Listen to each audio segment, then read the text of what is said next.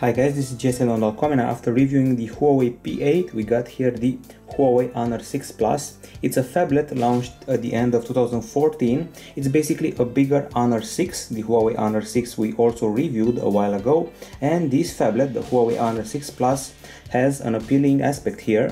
It has a dual camera at the back. It has a dual camera, it has dual SIM slots, and it's a pretty generous phablet.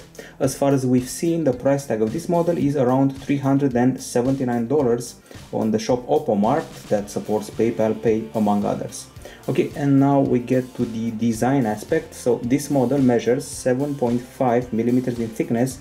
It weighs 165 grams, which is 7 grams lighter than the iPhone 6 Plus, and it's also 0.4 millimeters thicker. By the way, it's 0.2 millimeters thinner than the HTC Desire 820 and 10 grams heavier than that model. It has a pretty basic form factor. It's rectangular with rounded corners, and it has glass at the back, glass at the front as well. I have to say, we got a metal frame here on the sides, at the top, but not at the bottom. That uses only plastic there. It has a solid feel. This model feels pretty sturdy and solid. I imagine it could survive a drop, although I wouldn't recommend it. It's quite big, and one-hand use will be problematic here, but that's what you expect from a phablet. Some problems with one-hand use.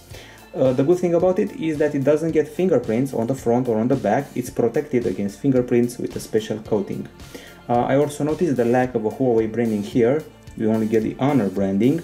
And other than that, let's discuss what we got here. So we got the front camera here, this discrete LED next to it, notification LED, sensors and earpiece, everything at the front. I have to say that the edges are quite narrow for an affordable handset. And then we move to the back. At the back we can find the dual camera setup here, dual LED flash, and the speaker right here. At the top we got the audio jack, infrared emitter and microphone, while at the bottom another microphone and the micro USB port. On the left side absolutely nothing, while on the right side we got a lot of stuff. We got the volume buttons and on-off button, all of them comfy and with good feedback, and dual slots. And one of them is a micro SIM card slot, one of them is a nano SIM card slot, and the other card slot can also be used to store a micro SD card. Overall, I call this design quite good for an affordable phablet. It's also pretty youthful, and it's not exactly massive considering we're getting a phablet here. Now, as far as the hardware is concerned, this device brings an IPS LCD screen with a 5.5-inch diagonal and a Full HD resolution. Other specs include a Huawei HiSilicon Kirin 925 processor. This one is an octa-core CPU.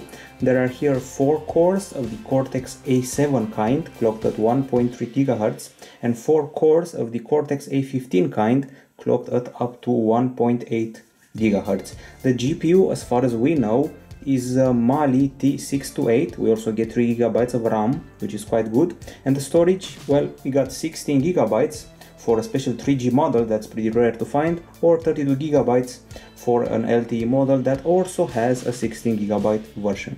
So hope you get the idea. There are two 16 GB version, one 3G and one LTE, and the 32 GB version has only LTE.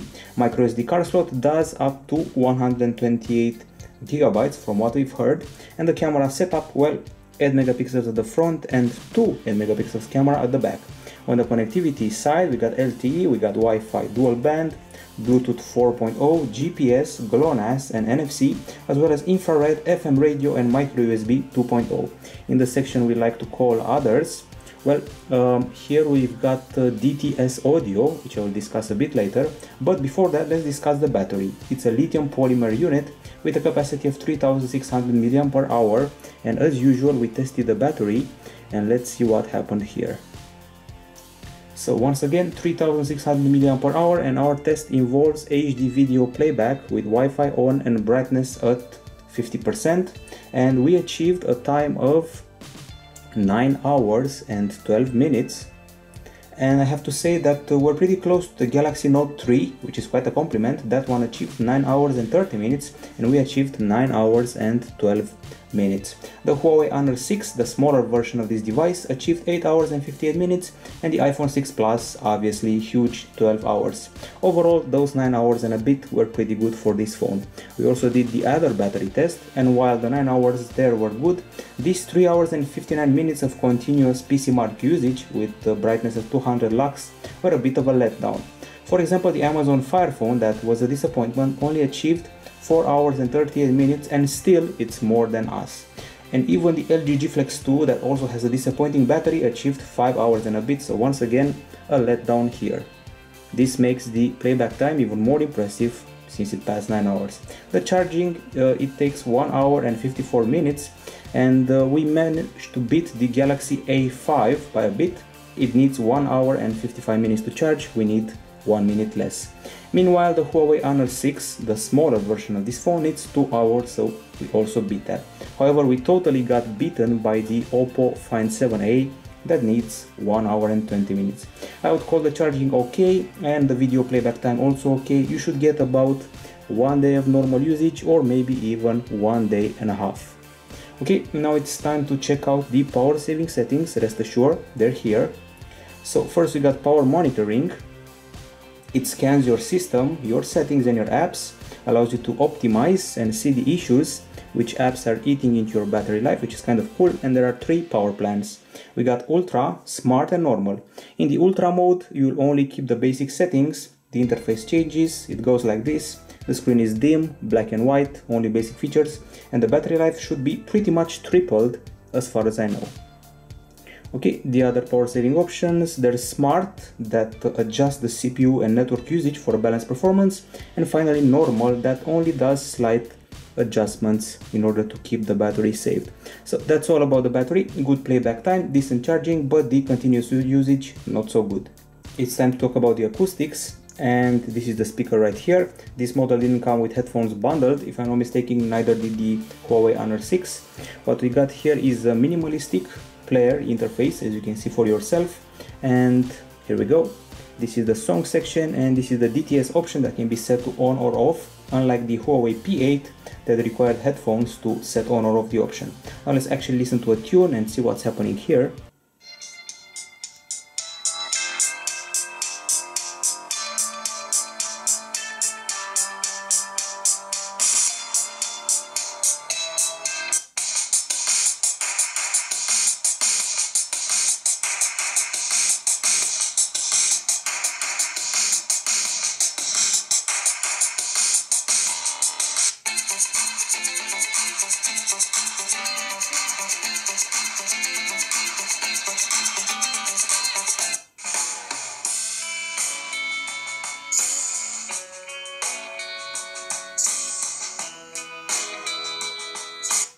Okay, so you just saw what difference DTS makes. It makes the sound a bit louder and more natural, and I feel there's a bit more treble in the mix. The actual experience of the device, well, I would call it reasonably loud, clear. The bass could be stronger overall, but the guitar is very good. There's also a bit of muffling when placing the phone on a flat surface.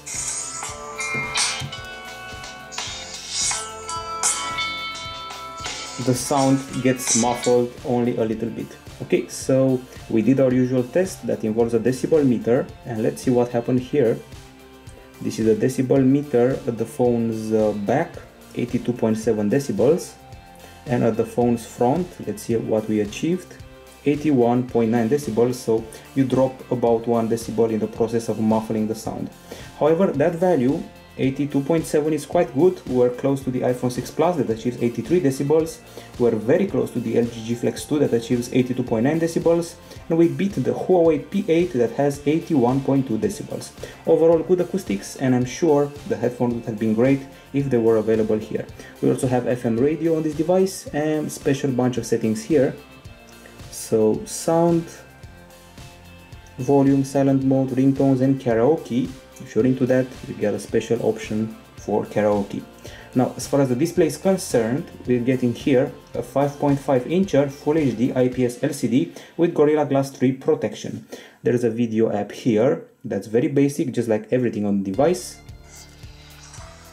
We have a DTS option in the video player as well, so you can get an extra kick for the sound. The actual experience, well, it's bright, We got wide viewing angles, typical for an IPS. The contrast is also quite good, it behaves well in the sunlight. Vivid colors, a bit on the oversaturated side, and the image is quite crisp. The pixels are of the RGB stripe kind, you don't have to believe me, I'm going to show you the test we did. We used the microscope, and those are the pixels under the microscope, RGB stripe. We also used the lux meter to measure the brightness, and we measured 432 lux units on a white background. Let me tell you some of the phones we beat. We beat the HTC Desire 820, that scores 396 lux. We beat the Huawei Honor 6, the smaller version of this model, it scores 383 lux, and we even beat the big shot HTC One M9 that had 362 lux, so I would say it's a pretty bright screen. And if you don't like the oversaturation I just mentioned, you only have to go to the display area, select color temperature, and play around with warmer or colder settings. I would recommend keeping it on default still. You got wallpaper options, font size, style daydream, indicator light, carrier name, brightness, with auto included, and auto rotate and sleep option. Overall it's a good display, it's bright, and only the colors may bother you, but you can adjust them if you want. Now it's time for the big camera at the back and at the front. At the back, dual 8 megapixel shooter with dual LED flash, at the front 8 megapixel shooter, and that's that. The back camera, well, its special technology is similar to the system on the HTC One M8. We can get extra depth info since you have two cameras. Now let's see the user interface. And we got this little castle here. The startup time of the camera is not that great, and the interface is as usual simple and minimal. It's exactly what you saw on the Huawei Honor 6 that we reviewed a while ago, and everything is white here in this interface. All the options, all the settings are white. So simple UI. On the left side we got the main options shown in portrait, just like on the Honor 6. We got beauty, panorama, HDR, audio note, best photo, watermark, and super night. And then we go to the settings where you can find the resolution. The maximum one, 13 megapixels, 4160 over 3120 in 4:3, or 10 megapixels in 4160 over 2336 in 16:9. And then we have GPS tag, save location, mute, audio control, timer, touch to capture, capture smiles automatically, object tracking, touch and hold shutter button for a burst shot, and volume button function, as well as ultra snapshot. There is also ISO up to 1600, white balance options, and image adjustment with saturation, contrast, and brightness all included here. Also on the left side we got the front camera shortcut. This is the selfie mode. We got a beauty slider here that tweaks your face, makes it rid of wrinkles. We got here an option for the brightness of the shot, increase the screen brightness if need be. We got a photo and we got a video also included. You can film in full HD with the front camera if I'm not mistaken. Okay, going back to the main experience, we got flash options here, and then we get to the other side. We're going here to the right side. We got the shutter button, we get the gallery shortcut, and we get the effects, nostalgia, childhood, mono, and then we got photo mode.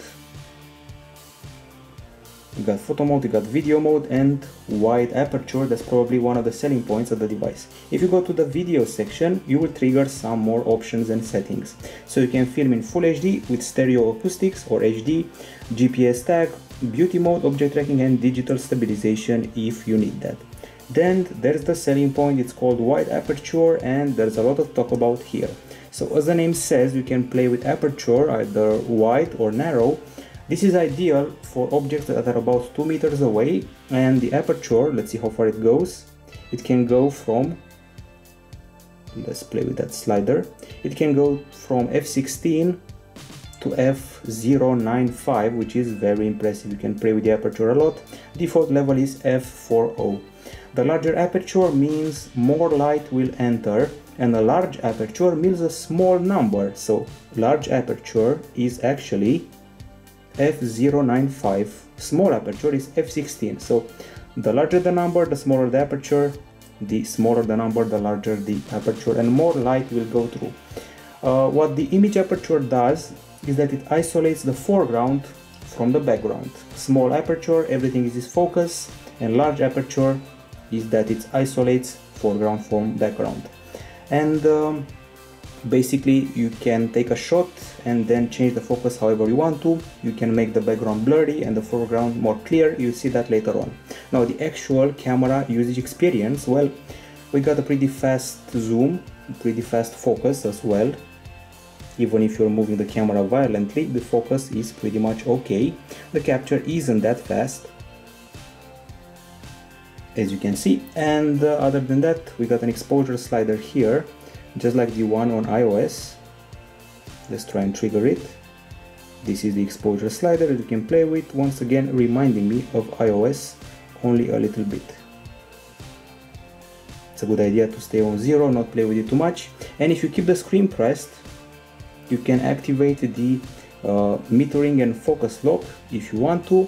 And now these are all the options you have to play with. So let's actually take a picture of the castle. Apparently the camera felt the need for flash, and here we go. Good level of detail, a bit of blurriness here, good colors, but let's get to our gallery because we have a few shots to show you and some of them are very hot. We took more than 60 pictures and we're pretty happy with them. Okay, so let's check out the gallery. First we got some shots on a cloudy day, then at night, and then on a sunny day. So let's start with some close-ups of ice cream that offer us excellent detail, perfect texture, and very realistic colors. The focus is just great, and obviously we played with that aperture feature, which by the way allows you to tweak the experience as I'm doing right now.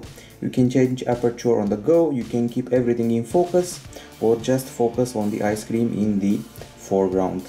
We have even more samples like that to play with. This is one of the most interesting. And check this out, so you can see the ice cream blurred here, and you can actually blur the ice cream and make that lady more clear, or blur the lady and make the ice cream a bit more clear. It all depends on what you want to focus, and when you're done playing with the aperture, you can also add a few effects to highlight the fact that you've just played with the aperture and the focusing in the picture. So that's basically the whole wide aperture in a nutshell. Okay, we move further. Excellent colors, as I said, also very realistic, great level of detail, as you can see on the stitching of this purse. You can totally zoom in. Once again, good colors, and this was a cloudy day, I have to say that again. And check out this picture, it's a normal shot, and then we got an HDR shot that really lights up the picture, but maybe changes the colors in a pretty weird way. Okay, and then we go to a few more shots with good colors. This landscape shot that has great detail. We start zooming in, and zooming in, and the quality remains quite good. And this is a panorama, once again with good quality. It's not curved like many panoramas, and the colors look great. And then we proceed to a series of macros with excellent detail, excellent colors, perfect exposure, contrast, and everything you want here. Once again, you can play with the aperture however you want. Focus on the tree or on the flower and then keep playing. Okay, we proceed even further. A lot of macro shots, of course, some landscape shots of this church. And this is a selfie, and this is the main selfie taken with the front camera. I have to say that the beauty slider exaggerates the feature a bit more, so the human traits here are not exactly human because of the fact that the wrinkles have been removed and the skin looks artificial, and also the background becomes kind of blurry as the foreground is accentuated in the selfies. So overall, I'm not very happy with the selfie camera. The selfie is good, but it's not human, so to say, because the texture of the face isn't very realistic.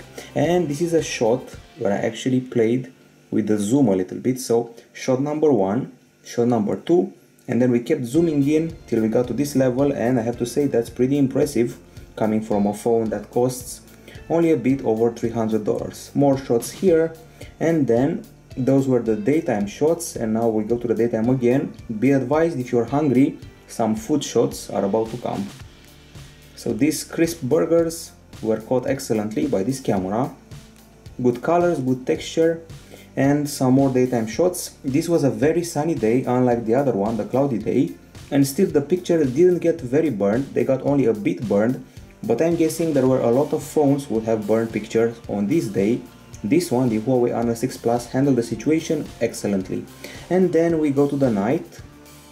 We had a bit of a surprise. Originally I wasn't going to test the phone during the night time, but I did.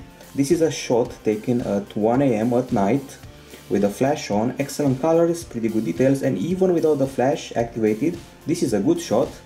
It handles light sources very good. As you can see, I tested it at the same time with the Huawei P8, and you basically can't tell which is the flagship and which is the mid-range phone. Decent colors without a flash, perfect colors with the flash on, some more tests here, and obviously the super night mode is very cool and totally enhances everything, provided you have a tripod or a sort of support or things like that. Some macro attempts at night looking very hot. We obviously also took some videos. There are 5 of them here. So basically you can film in Full HD, MP4, 29 frames per second, and a pretty big bitrate that surprised me, 24 mega per second bitrate. So we got video number 1. It's crisp, clear, it has good acoustics, good colors, the stabilization is so-so, and the focus is very good. Good level of detail, and acoustics are a bit deafening here. Okay, next video, in the middle of the town, a lot of cars, a lot of noise, many cameras would be confused by the moving subjects. The noise is handled pretty much okay. There is no focus loss, but there is a problem with the exposure. Suddenly the image goes dark for no reason. Other than that, we got a pretty crisp image here. We move on to the third video and see what's happening here. It was a very sunny day, but also very windy. There is no focus problem here. Zoom quality is quite good, as you'll see. The quality doesn't drop. There's no focus loss, and the colors are realistic. In the last video taken during the day, you'll see a strange thing. You may think I applied a filter to this video. Well, I didn't. Just how the sun made it look. That's just how the sun made it look at that time of day. It feels like a filter, doesn't it? Well, it's not a filter, it's just sunlight close to sunset. So good colors, some strange exposure here because of the sunlight setting, and once again that strange exposure hits. However, good colors, good focus, that's the keywords you're going to use for the video capture. And of course we also have a nighttime video. Quite decent colors, of course a lot of grain, it's night after all.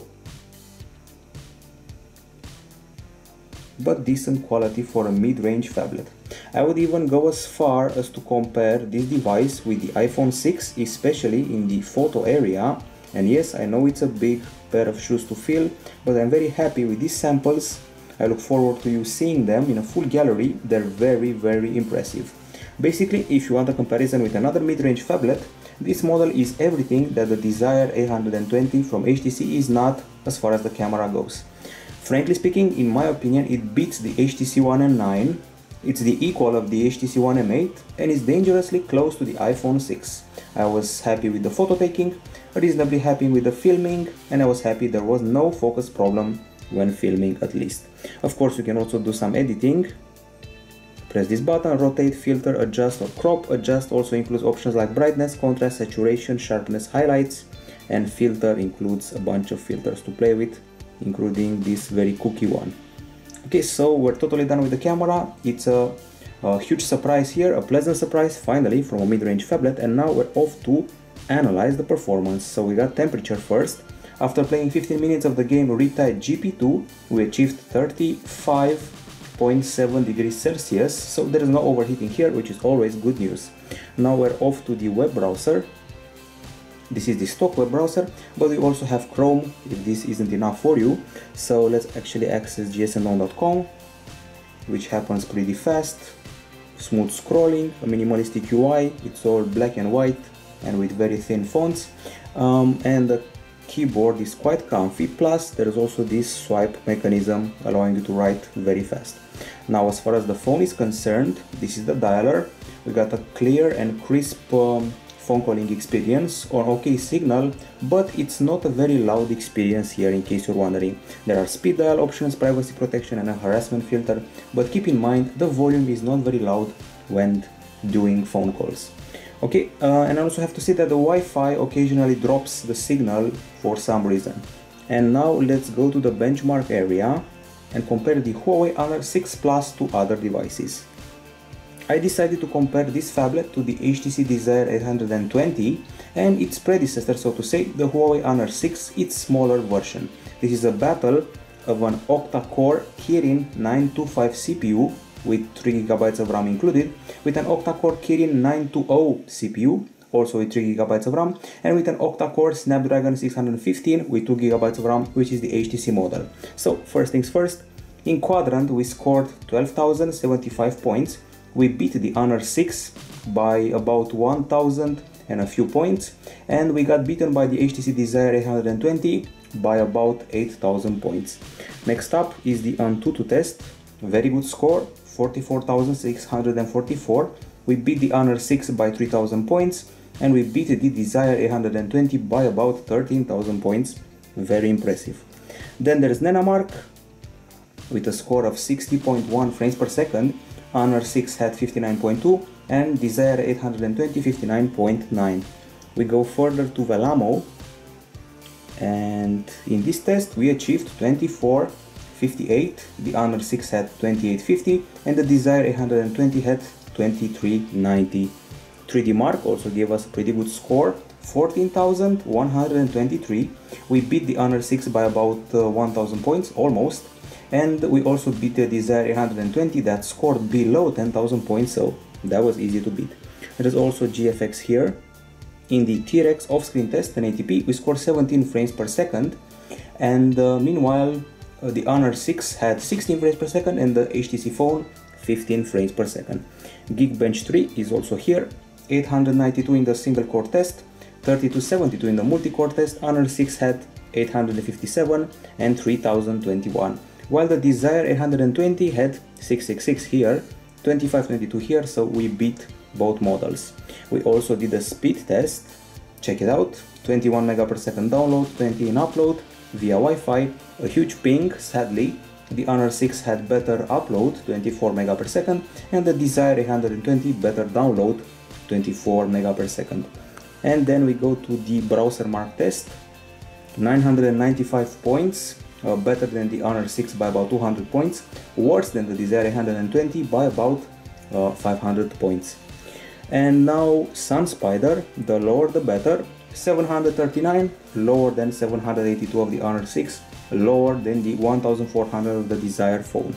Finally, Basemark X, 15,989, Honor 6 had below 10,000 and Desire 820 had 10,000, so we beat both of them. I have to say that this phablet is able to win 7 out of the 11 battles we mentioned here, benchmark battles. It has no lag in the interface, no lag whatsoever, even if it's doing updates, installing stuff, even if you have a lot of apps open in the multitasking, no lag whatsoever. And it manages to run games with 3D graphics without a hitch. Such is the case with Riptide GP2, a game with 3D graphics that's used as a benchmark by us for temperature and for general horseplay. Nice lighting effects, well responsive controls, nice looking graphics, speed sensation is good, water rendering is also nice. You can set up the graphics to the highest level and you'll be content with what the phablet delivers.